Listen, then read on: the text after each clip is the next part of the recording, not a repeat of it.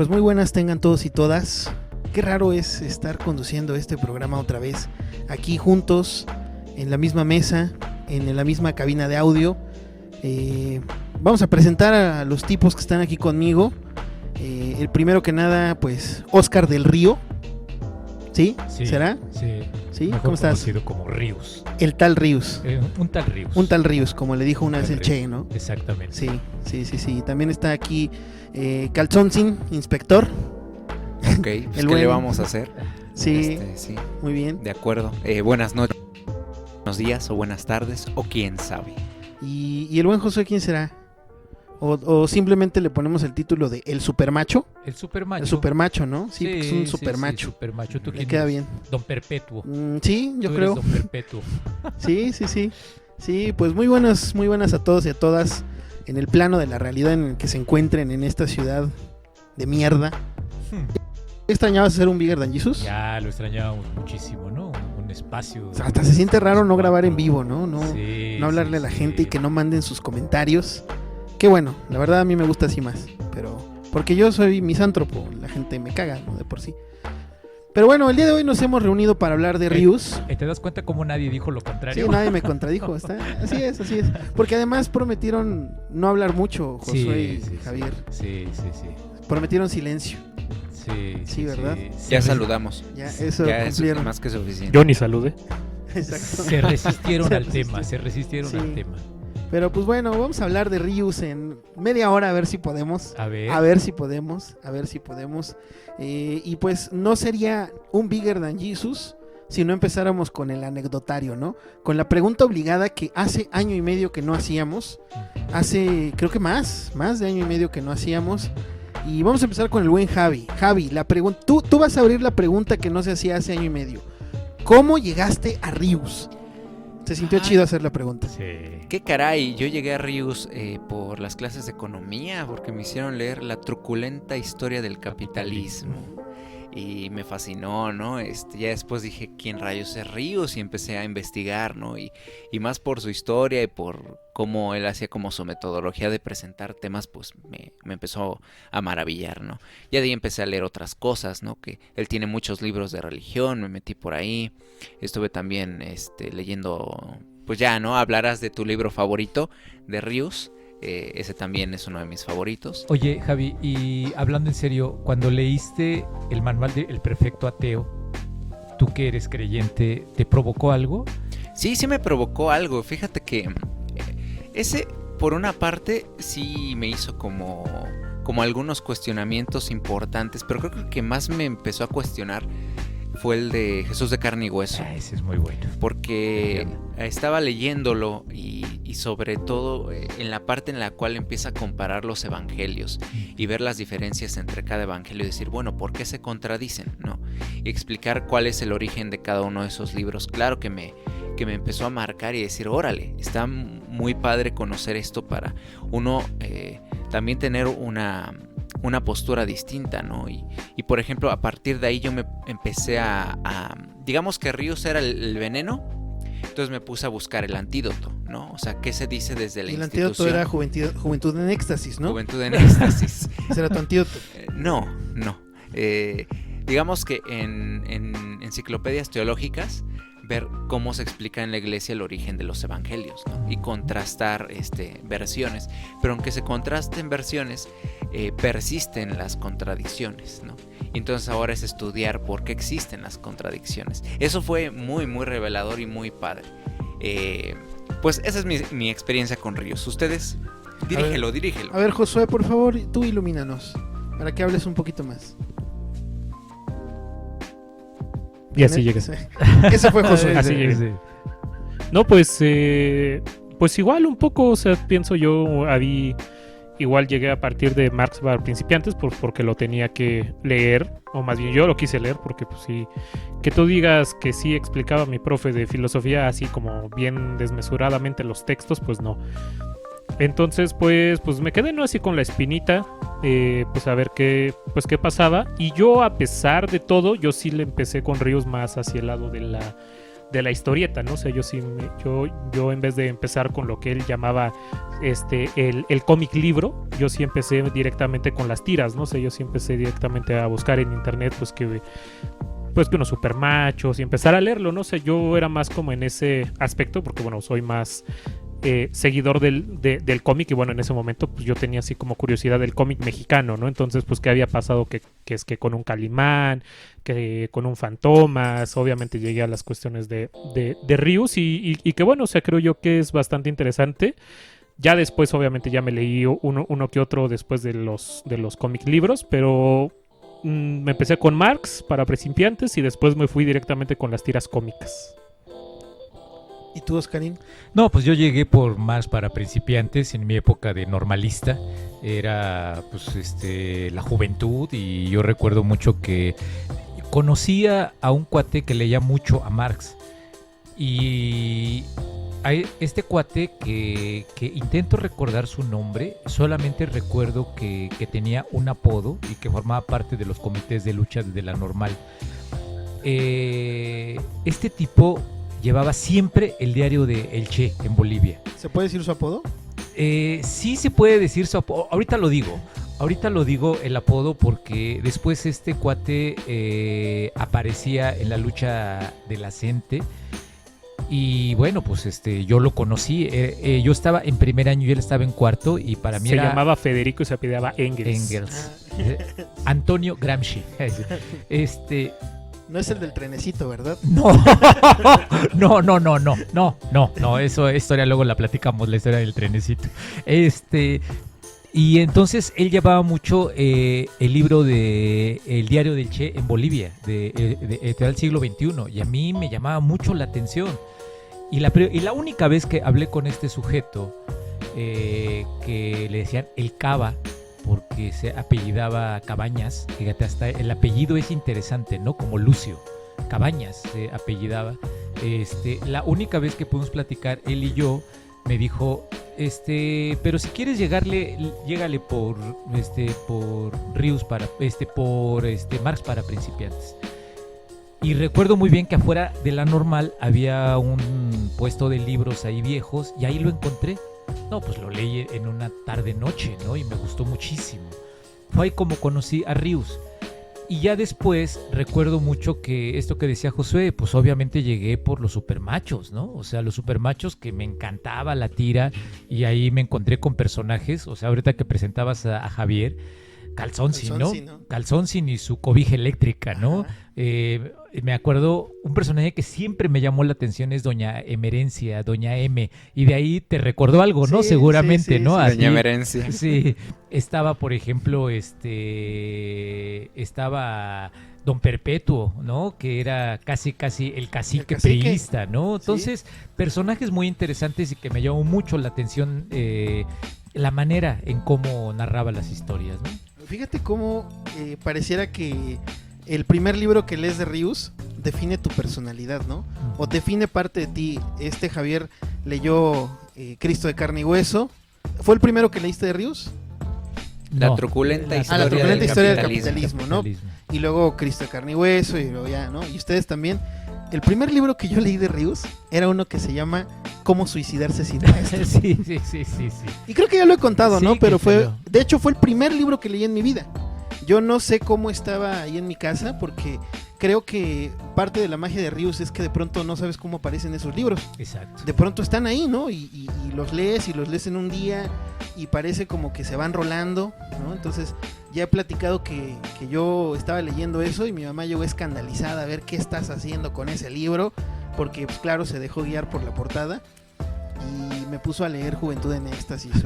No, o sea, esto sí es cierto, ella me puso a leer Sangre de Campeones para contrarrestar todo lo que podía ocasionar Rius, ¿no? Cuando mi papá se cagó de risa, The ¿no? Warrior's Blood.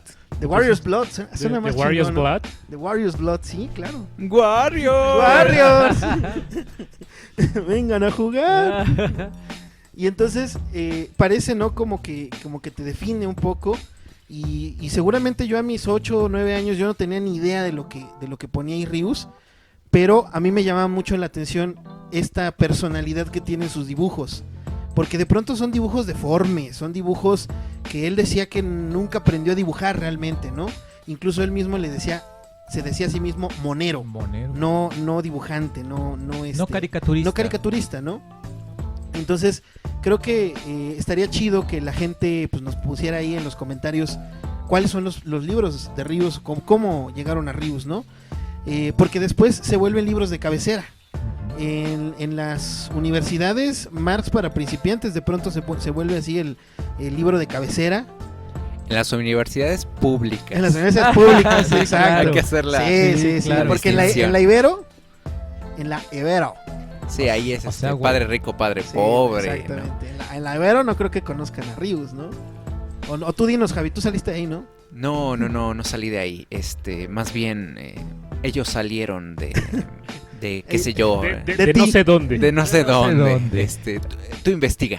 Oye, la manera en cómo lo presenta Elena Poniatowska me gusta mucho, ¿no? La manera en cómo presenta a Ríos, porque dice, Ríos fue nuestro Piaget, nuestro Freinet de la escuela activa, Iván Illich, su vecino en Cuernavaca, Skinner, el padre del conductismo, Pestalozzi, Montage, Froebel, todos ellos, todos hechos una croqueta. Ríos fue, sin proponérselo, uno de los grandes educadores del México del siglo XX. Definitivamente. Ríos es el más entrañable de los caricaturistas y su vastísima obra no solo es la educación política de los mexicanos, sino su educación sentimental. Qué bueno que los supermachos se encuentran ahora en una enorme exposición en los pasillos del Metro Zapata al lado de la familia Burrón de Gabriel Vargas. Sin duda, gran educador. ¿Sí? Y no creo que se lo haya propuesto. O sea, me parece que dentro de la mente de Ríos no estaba la idea de sentarse un día y decir voy a ser un educador y voy a educar al pueblo. Simplemente me parece que él lo que quiso es compartir sus lecturas, porque era un tipo que se autoformó. Es que esa también es otra de las grandes virtudes de los libros de Ríos.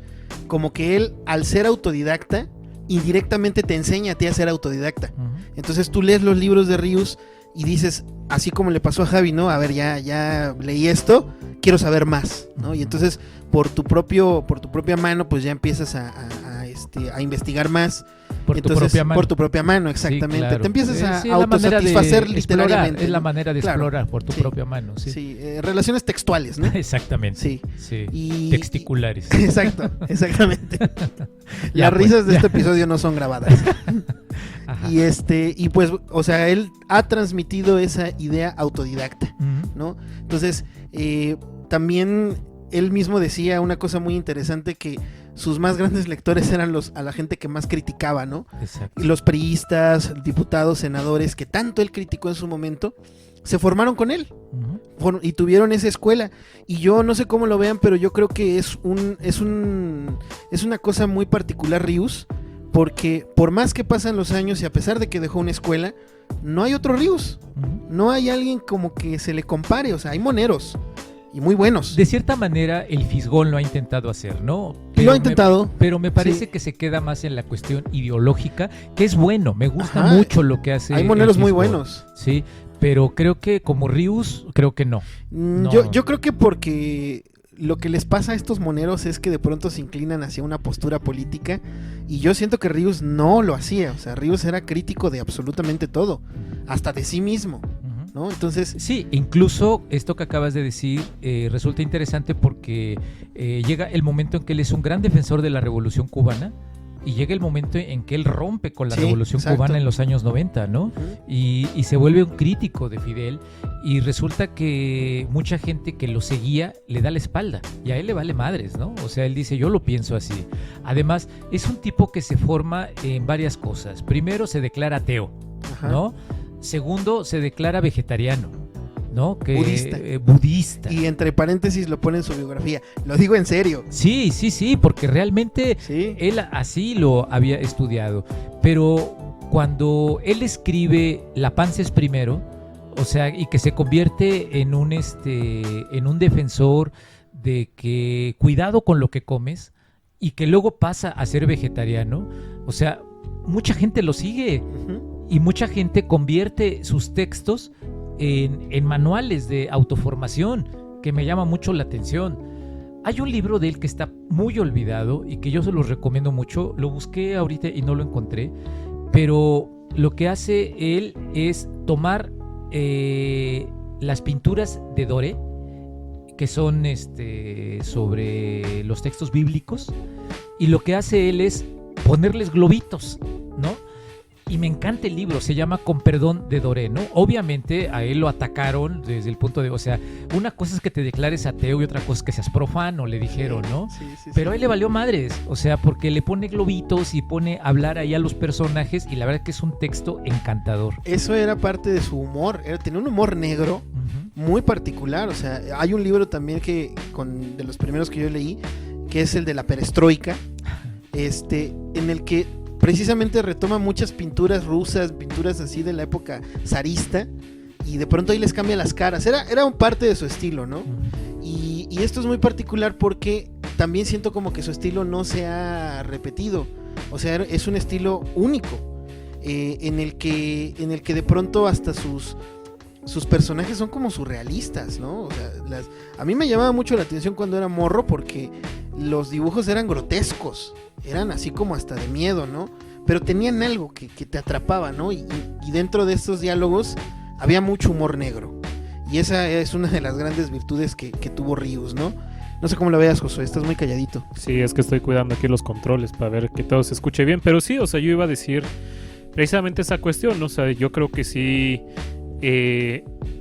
la desventaja del Fisgón es que precisamente como que se vuelve este grado bastante seguidor del poder, ¿no? O sea, o del que ahora está en el poder, ¿no? Ahora la fuerza política que está en el poder, ¿no? Y que se me hace bastante peligroso precisamente pues que no haya ese grado de autocrítica, ¿no? O sea, pues que simplemente haya este grado un poco de pues el mismo Helguera lo dijo antes de morir, ¿no? O sea, lo mismo decía de cómo voy a criticar un gobierno que yo siempre esperé, ¿no? O sea, digo, estoy de acuerdo, pero pues eso no te quita que de pronto pues te des cuenta de que haya cosas que estén mal, ¿no? O haya cosas con las cuales no estés de acuerdo, o cosas con las cuales tú pienses de que no se deben realizar así las cosas, ¿no? Como que te dogmatizas, ¿no? Sí, exactamente, ¿no? Entonces de pronto siento que precisamente es lo que hizo Ríos, ¿no? O sea, él siguió sus ideales, ¿no? Él se dio cuenta que de pronto ya la cuestión de la revolución cubana y que él mismo lo dice, ¿no? Que curiosamente a todos los países del mundo se tradujo Marx para principiantes, excepto en los socialistas, ¿no? Uh-huh. O sea, como que es bastante interesante ver por qué sucedió eso, ¿no? Porque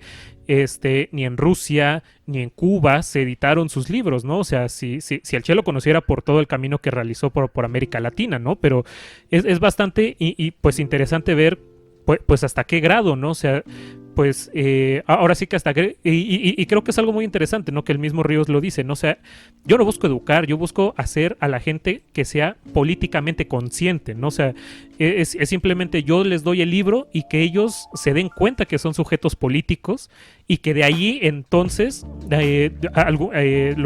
una vez le dijeron, ¿no? Así como de, es que tú formaste guerrilleros. No, o sea, yo nada más hice un pinche libro que los chamacos hayan interpretado como haz una guerrilla y es otra cosa, ¿no? Métete a la guerrilla. Ajá, entonces ya es otra cosa, ¿no? Pero al menos él dice, pero esa decisión ya la tomó conscientemente político, o sea, ya era un sujeto políticamente consciente, ¿no?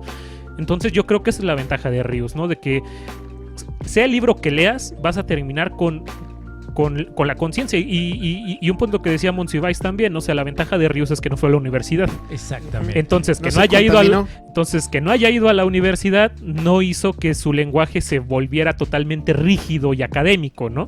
Y entonces te lo cuenta como si fueses a platicar con cualquier persona en un café a las 3 de la mañana, ¿no? Pero además esa capacidad, con lo que acaba de decir Josué, esa capacidad de no proponerse ser pedagógico y acaba siendo pedagógico, es decir, acaba siendo totalmente didáctico en el sentido de que te hace unos cuadritos y te explica las cosas y vas entendiendo cómo organiza el pensamiento. Te lo señala con flechitas y hace como cuadros sinópticos, o sea, y hace hasta líneas del tiempo, ¿no? Uh-huh. Y todas esas cosas son totalmente didácticas. Sí. Además, yo creo que hay un hecho fundamental. Esta generación de la que viene Ríos es una generación que como lo dirían después los moneros, que son los alumnos de Rius, ¿no? O sea, el PRI te daba mucho de qué reírte. Claro. O sea, te daba todos los elementos para poder reírte. Fidel Velázquez era una caricatura, ¿no? O el mismo Salinas. O si te vas más para atrás, encuentras a Díaz Ordaz totalmente hecho una caricatura, ¿no? Entonces, sí llega el momento en que descubres que los personajes se caricaturizan y él rescata eso, ¿no?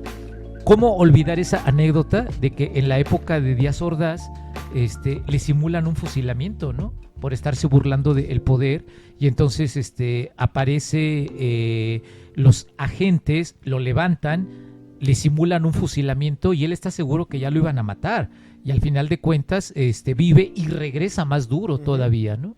Entonces, me parece que es un tipo que no se dan, puede parecer lugar común lo que voy a decir, pero no se dan en maceta, pues, ¿no? Sí. O sea, es un tipo con características muy propias. Esta idea cuando él te narra de que estando donde trabajaba, es que hasta la anécdota es maravillosa, ¿no? Que trabajaba en Galloso.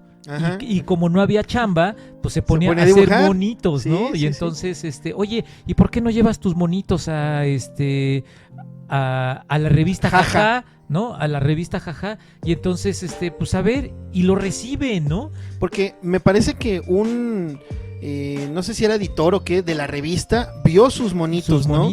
Que iba ahí a Galloso, o sea, vio que estaba ahí en la recepción y digo, están chidos, ¿no? Vente acá y efectivamente, ¿no? Pero la revista Jaja era un humor muy blanco. O sea, era un humor de la época no era político. No era político. Y Rius llegó y lo revolucionó todo. Porque él ya empezó a poner ahí chistes más, porque es que es un conjunto de todo, o sea, no nada más era una persona extremadamente leída, no nada más era una persona que sabía dibujar o sabía hacer monitos, sino que sabía ocupar todos esos elementos para hacerlo bien, y me parece que no es tan fácil, o sea, no es tan fácil ser cómico, ser crítico y ser creativo en todas esas partes, ¿no? Porque finalmente es una forma de periodismo, ¿no, Javi? ¿Sí? Es una forma de hacer periodismo, una caricatura en ese sentido, ¿no te parece? Al final, el género, como los moneros o la caricatura, dentro de un periódico implica una opinión, porque es una forma, una perspectiva propia de ver el mundo y de tú darle un sentido. Cuando nosotros vemos en las columnas o en las secciones de opinión de los periódicos que están los monos, siempre vamos a encontrar los monos en la sección de opinión. Y es directamente por eso, porque hay un caricaturista o un dibujante que él ve de cierta perspectiva un tema, pero te lo pone de cierta manera que no sea obvio. Entonces, la manera en la cual sortea ese como color político y el enturbamiento que hay normalmente en los medios por tanto debate para ver la problemática de otra manera, eso es algo muy valioso. Pero bueno, eso es como nosotros ya conocemos el género. Rius hizo una digamos que nueva tendencia del género, porque al final con su no educación y no formación, su autoformación, le permitió hacer cosas de otra manera. Claro. A mí se me hace muy valioso en sus libros que muchas veces parece que cada uno tiene una manera de entrar muy diferente al tema, porque yo creo que él mismo, cuando estaba planteando cómo explicar ciertas cosas, veía que no podía seguir un mismo patrón. Claro. Y entonces, al simplemente ver la información que quería incluir, hacía diferenciaciones. Ningún libro de Rius es igual. A mí, si me preguntas, yo creo que por el entendimiento de los que he leído, el que más me gusta es, la truculenta historia, ¿no? Pero es muy diferente el planteamiento a como plantea Jesús de carne y hueso, de Cristo de carne y hueso, ¿no?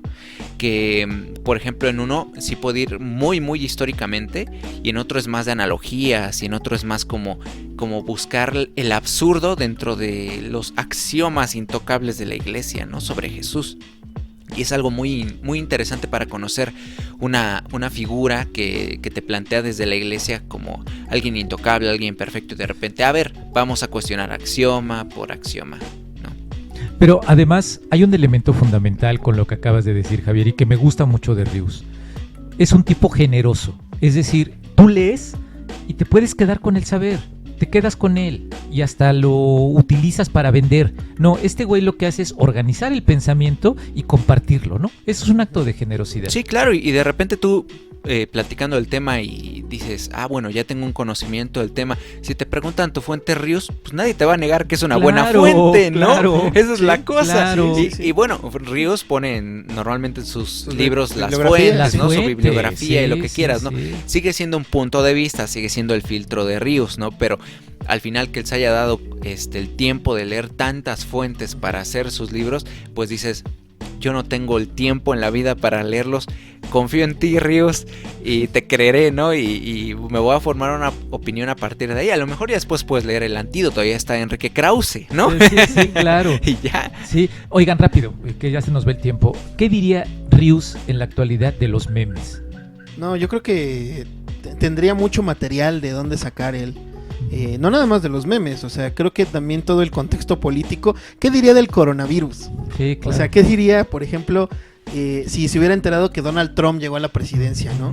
¿Qué diría de todo eso? De Andrés Manuel. De Andrés Manuel, simplemente, ¿no? Sí, claro. Bueno, pero esta intervención de las pinturas eran memes. Antes de Eso, que se en cierto llamaran modo. memes, ¿no? Sí, O sea, totalmente de acuerdo. Entonces, pues yo creo que más bien serían más herramientas para él, ¿no? A lo mejor ya cambiaría el estilo de los monos y pondría puras fotos de Peña Nieto para explicar el sexenio y se acabó, ¿no? Pero no sé, o sea, ya pensando un poco en cómo él lo utilizaría, no creo que él se niegue una herramienta tan popular, ¿no? Fíjate que yo recuerdo uno de los libros que ahorita tú mencionaste, Dani, y que también fue uno de mis favoritos en esa época cuando descubrí de Marx para principiantes, fue el de ABC. ABC. Hija, sí, ABC. sí, Porque sí. además qué ingenio para ponerle Los títulos, ¿no? Ese de ABC yo se lo regalé apenas hace año y medio a un alumno mío que estaba muy clavado con el Che Guevara, muy obsesionado. A ver, léete este. Y parece que es una cosa como, o sea, a Ríos te lo lees en una tarde, ¿no?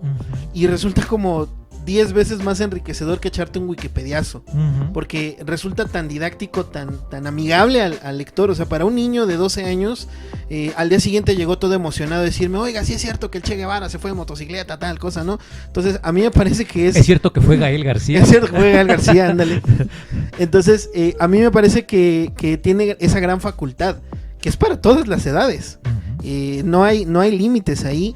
Y sí, la manera en la que nombra a sus libros, ¿no? O sea, la truculenta historia del capitalismo ya suena acá algo muy, muy rocambolesco, ¿no? ABC, ¿qué otro? O sea, simplemente los supermachos. Los supermachos. Los supermachos es Parecen un gran título. títulos de programa de Helter Skelter Radio, ¿no? Puede ser, sí. Oye, pero es que, por ejemplo, que yo te preguntaba hace rato, ¿no, Javi? El manual para el perfecto ateo. O sea, esa idea de planteártelo como un manual, me gusta. O sea, es hasta una manera de burlarse del mismo texto, ¿no? Sí, yo creo que ahí hay muchas cosas fundamentales en él, sí. El amor en los tiempos del SIDA, ¿no? Por ejemplo. Uh-huh. La disque reforma educativa, que ya fue de los últimos De los que últimos. sacó, y que Criticando además mucho a la de reforma todo, de Peña Nieto. lo sacó muy rápido. Sí, porque sí. en cuanto se dio la reforma, ese libro ya estaba circulando entre los maestros, ¿no? Pero además, al principio comenzó a publicar en editoriales clandestinas. Uh-huh. O sea, en editoriales muy elementales, como era Editorial Posada, que si no mal me acuerdo, a ver si alguien me puede corregir, era de un editor que se apellidaba Meléndez y que arriesgaba toda su lana para publicar incluso él fue el primero que publicó Los Supermachos, Uh-huh. ¿no? Ya después editoriales ya más amplias se dieron cuenta que ya había mucha lana. Oye, para que te hicieran un tiraje de 250,000 ejemplares y que se te acabaran, Sí. o sea, no mames, o sea, te estaban leyendo en todos lados. O sea, en realidad el tipo, yo creo que Ríos ha sido uno de los tipos que nos ha formado o ha deformado a todos. No, y es que podemos seguir sacando sus virtudes, porque yo creo que también le hablaba al contexto. Uh-huh. O sea, que de pronto saque un libro que se llama Marihuana, Cocaína y otros viajes. Que La lo del saque, sexo, ¿no? La del sexo, ¿no? Sí. Y lo saca en un momento donde está el furor de todos estos temas, ¿no? Claro. O sea, la marihuana, cocaína en los 70s, donde estaba a tope. O sea, simplemente el de la reforma educativa en el punto en el que se está hablando de esto, ¿no? Y ya nos está haciendo señas el señor Manson. ¿de qué? Pero vamos a bajarle entonces. ¿Cómo cierras esto, Oscar Cortés? No, pues ya vámonos. Yo creo que recomendándole a las ¿Es personas. más grande que Jesús? Definitivamente. Mucho más grande. ¿Es que más Jesús. grande que Javier? Claro que sí. Sí, se murió súper viejito, ¿no? En obra literaria, Oye, en autodidactismo. rápido. El chiste que hacía Rius, ¿no? Cuando decía, ¿cómo era Jesús? ¿Tenía barba? ¿Era alto? ¿Era güero? ¿Cómo era Jesús? Las escrituras dicen que era el Hijo de Dios. Y como la tradición dice que el Hijo se parece al Padre, ya podemos saber cómo es Dios, ¿no? Eso decía Rius. Sí, claro. En fin. Pues vámonos.